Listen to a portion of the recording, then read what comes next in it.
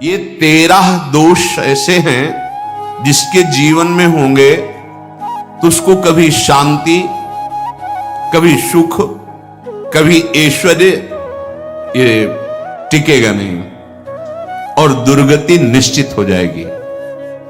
बहुत ध्यान से सुने। एक श्लोक में 6 दोष और दूसरे श्लोक में 7 दोष। उपासक को कभी इन दोषों को अपने अंदर टिकने नहीं देना चाहिए। और जो संसार के मार्ग में चल रहे हैं, अगर इन दोषों में चलेंगे तो वो जो आपके पुण्य कर्मों से ऐश्वर्य है भी वो नष्ट हो जाएगा। आप दुख, चिंता, शोक से ग्रसित होकर बड़ा दुख में जीवन व्यतीत करेंगे और आपकी गति बिगड़ जाएगी, दुर्गति हो जाएगी। विकत्थनः स्पृहायुर्मनस्वी बिभ्रत् कोपम चपलो अरक्षणश्च एतान् पापाः षण्णराः पाप धर्मान् प्रकुर्वते नोत्र सन्तः सुदुर्गे संभोग संविद विषमोति मानी दत्तानुतापी कृपणो बलीयान वर्ग प्रशंसी वनितास्तुदेष्टा एते परे सप्तनशंस वर्गाः। जो अपने मुख से अपनी बड़ाई प्रशंसा करता है, ये 13 लिख लो दिमाग में, डायरी में, क्योंकि ये नोट हो रहा है, आवाज डाली जाएगी, आप बार बार सुन, इनसे बचिए। अपनी बड़ाई, अपनी प्रशंसा कभी अपने मुख से नहीं करना, नहीं तो आपके पुण्य नष्ट हो जाएंगे, बुद्धि भ्रष्ट माने गिर जाएगी। अगर परमार्थ में चल रहे तो भी, और व्यवहार में तो पुण्य नष्ट हो ही जाएंगे। बुद्धि गिरी हुई तभी ऐसी बात होती है। और यह दोष बहुतायत है, ये बहुत प्रभावशाली है। अपनी बड़ाई मारना, इसको देख लो, पकड़ो, सत्संग है। अपने मुख से कभी अपनी बड़ाई ना करना। अगर कोई अपने मुख से अपनी बड़ाई करता है तो उसके सुकृत नष्ट हो जाते हैं, बुद्धि भ्रष्ट माने गिर जाती, पतित हो जाती है, फिर निर्णय ठीक नहीं। अगर हमारा सारथी, हमारा ड्राइवर मूढ़ हो तो कहीं भी हमको गिरा देगा, तो वो बुद्धि भ्रष्ट मतलब गिर जाती है, निर्णय करने लायक नहीं रहती। अपनी प्रशंसा अपने मुख से करना। दूसरा, लोलुपता, ये वृत्ति नहीं होनी चाहिए। धर्म से चलेंगे, धर्म के द्वारा जो हमें प्राप्त होगा उसी से हम अपना भरण पोषण करेंगे। आपके बच्चे स्वस्थ होंगे, बुद्धिमान होंगे, परिवार में बहुत सुख और शांति होगी।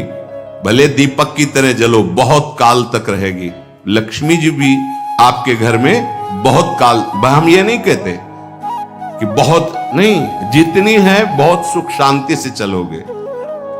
अगर लोलुपता करोगे, हिंसा, छल कपट, व्यभिचार, चोरी, ऐसे धन आ जाए, वो आएगा, लेकिन वो हाइलोजन की तरह आएगा, एकदम प्रकाश और फ्यूज, बिल्कुल अंधकार करके जाएगा। देख लेना, तुम्हारे जो सुख के हेतु हैं, तुम्हारा शरीर, तुम्हारे बच्चे, तुम्हारी पत्नी, तुम्हारा परिवार, उसको देख के तुम रात दिन जलोगे बिना आग के। ऐसे उनके आचरण होंगे, ऐसे उनके अंग होंगे, ऐसे उनके दिमाग होंगे, ऐसा उनका व्यवहार होगा। ये लोलुपता अगर उपासक में या किसी में है तो उसको नष्ट कर देती है। सावधान। तीसरा, यदि आपका अपमान होता है तो आपको उसे सहन करना होगा, उससे आपके पाप नष्ट हो जाएंगे। जो तनिक सा भी अपमान होने पर बहुत क्रोध करके दूसरे का अपकार करने लगता है, ये आपका पतन करा देगा, ये आपको फंसा देगा, हृदय जलेगा, अर्थव्यवस्था नष्ट होगी, पूरा परिवार दुखी होगा। जरा सा अपमान की संभावना में आप किसी से भी भिड़ गए, किसी से भी, वो ये प्रवृत्ति आपका पतन कर देगी।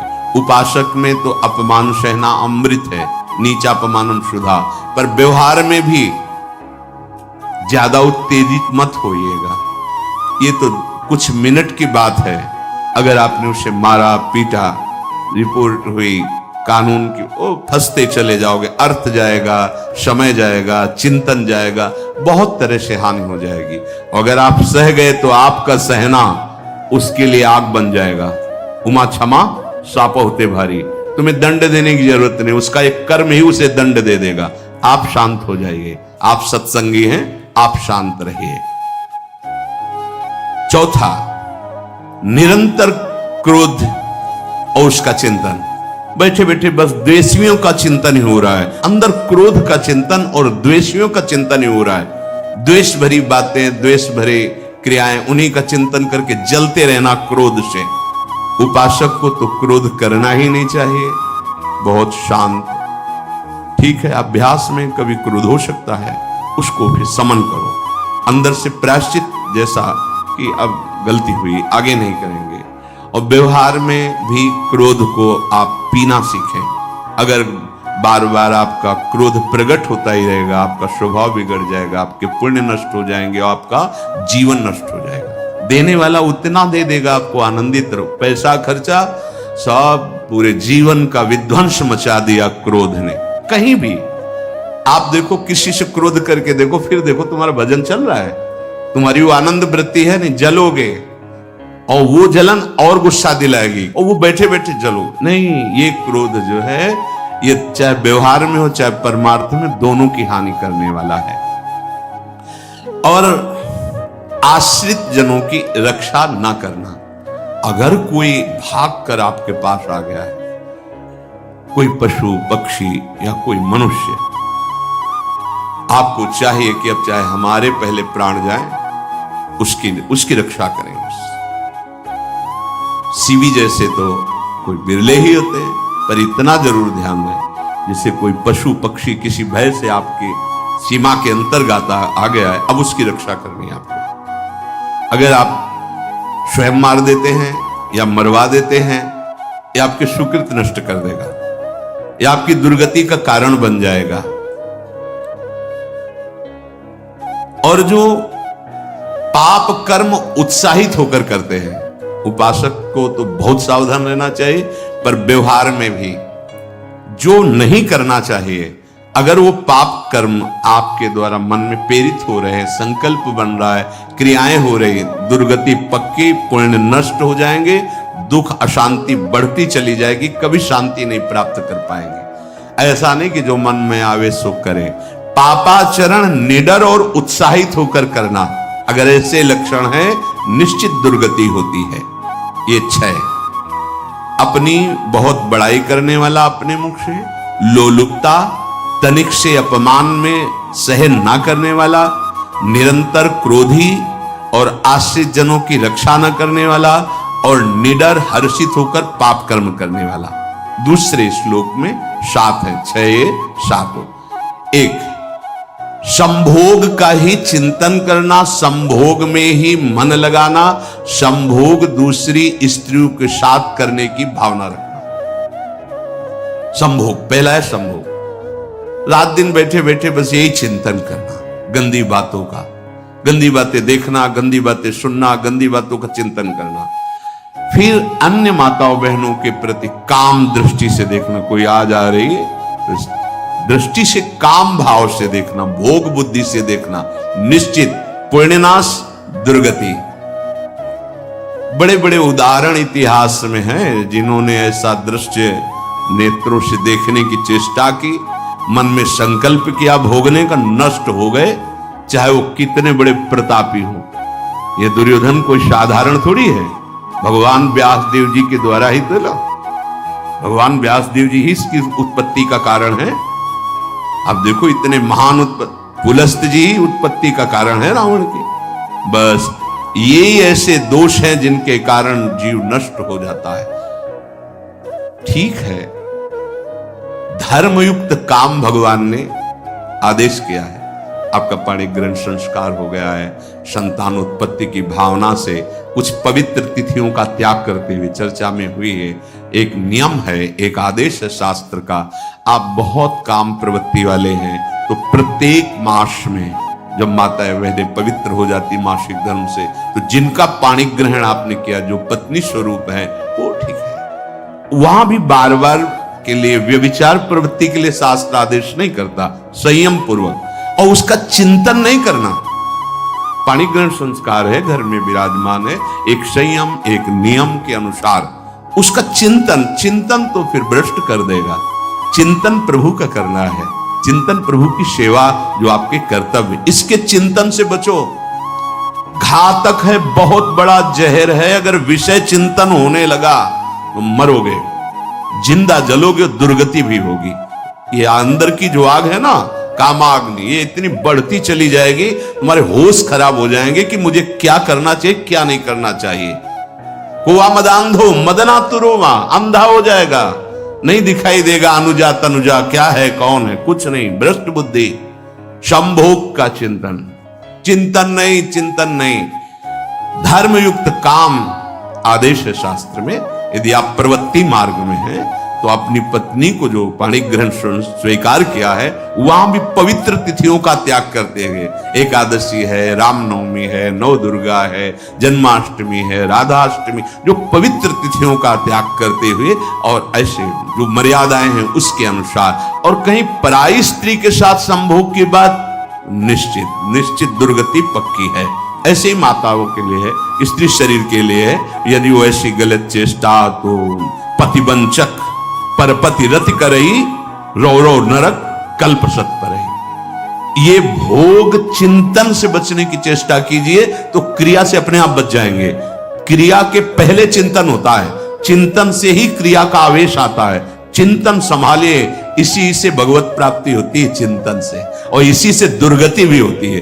अनन्यश्चिन्तयन्तु माम, भगवान चिंतन करे, मेरा करो, कर्तव्य कर्म मेरे को समर्पित करो।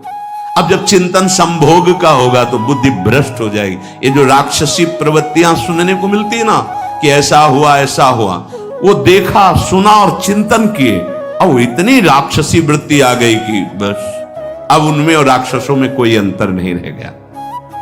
दूसरा, विषमता रखने वाला,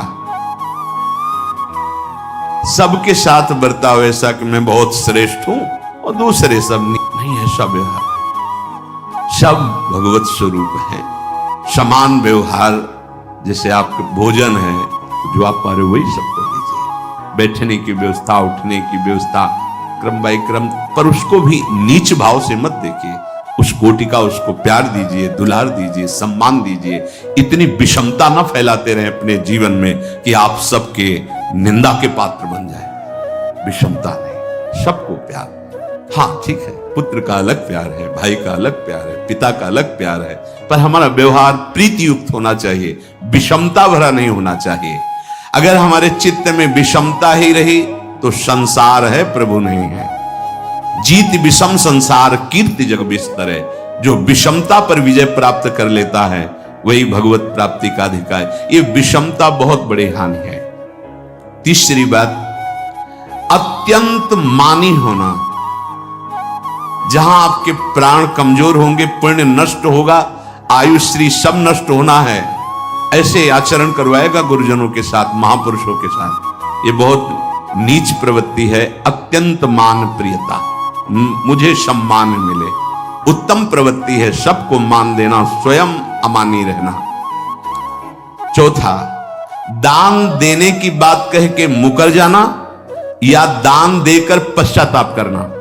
दे दिया है, बहुत जल रहे हो, दूसरे से वार्ता कर रहे हो कि पता नहीं क्या यार बुद्धि में हो गया, हमने उसको इतना कहा था, उतना दे दिया, क्यों दे दिया, ऐसा मतलब अंदर चिंतन करना, क्यों दे दिया, तो दिया। इसके बाद जो आपका जलन हो रही, पश्चाताप, सुकृत नष्ट हो रहे हैं। दान देकर पश्चाताप करना या दान देने की बात कह के मुकर जाना। जैसे आपने कह दिया आपको इतना इतना ऐसा, अब आप मुकर गए, ब्याज सहित तुम्हें देना होगा, ये तुम्हारी दुर्गति का कारण बन जाएगा। ऐसे ही नहीं बोलना चाहिए, बहुत होश से। वाणी एक अमोल है, जो कोई बोले जान, ये तराजू तौल के तब मुख बाहर आन। पांचवा, अत्यंत कृपण होना। ना परिवार को सुखी कर पा रहा, ना अपने को सुखी कर पा रहा है। एक एक सिक्का बैंक में जो मर गया।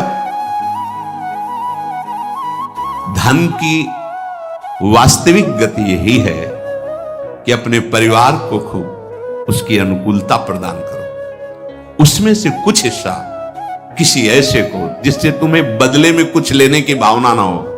कोई साधु महात्मा, गाय, पशु, पक्षी, किसी भी जीव बीमार है शरीरधारी, उसके जिससे कुछ कभी लेने की भावना न हो, एहसान की भावना न हो। सो धन धन्य प्रथम गति जाकी, धन्य हो गया उसका धन। अब वो कृपण का धन किसी काम में ना स्वसुख, ना परिवार के सुख, ना धर्म कार्यों में, व्यर्थ जीवन चला गया। उसी धन का चिंतन करना, उसी का संग्रह करना और उसी की रक्षा करते करते शरीर छोड़ देना, तो चिंतन बिगड़ गया।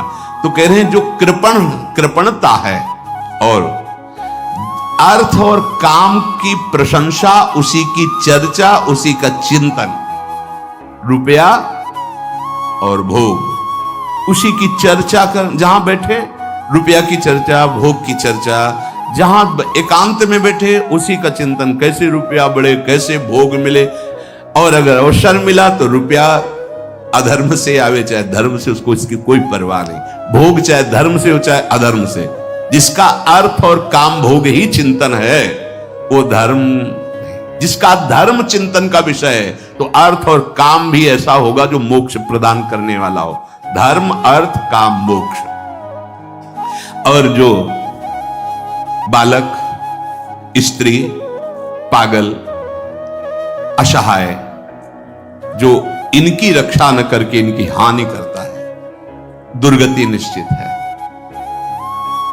माना आपकी पत्नी है, उसका स्वभाव बिगड़ा हुआ है, क्रोधी है, कटु वचन बोल, लेकिन आपके ही प्रारब्ध के लिए, माना आपका पति ऐसा स्वभाव वाला है, पर आपके ही प्रारब्ध से तो संयोग बना है आकर, अब इसका निर्वाह कर ले जाओ तो पवित्र हो जाओगे दोनों।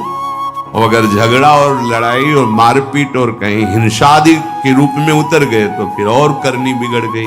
बालक है, आप उसको ज्ञान नहीं कि आप पवित्र है, कि आप पवित्र है, उसको ज्ञान नहीं कि आप उसके साथ व्यवहार अच्छा कर रहे हैं कि बुरा कर रहे हैं। रक्षा करनी है आपको, शोषण नहीं करना। कह रहे स्त्री, बालक और पागल, जिसे विक्षिप्त है, पागल है, आपको रक्षा करनी है। बन जाए तो उसको भोजन, ऐसा नहीं कि ईट मारो, उसको अपमानित करो।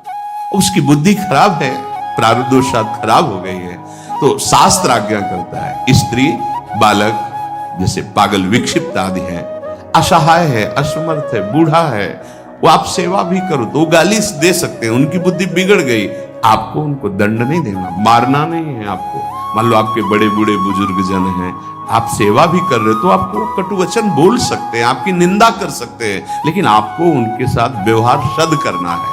अगर आपने इन दोषों को स्वीकार किया तो निश्चित आपकी दुर्गति होगी, ना इस लोक में आपको शांति मिलेगी ना परलोक में। इसलिए इन दोषों को बार बार सुन करके और हृदय में जांचो कि कहीं है तो नहीं, अगर है तो सत्संग, भजन बल, भगवत प्रार्थना के बल से इन दोषों का त्याग कर दो, जीवन मंगलमय हो जाएगा। शेष चर्चा आगे। श्री राधा वल्लभ लाल।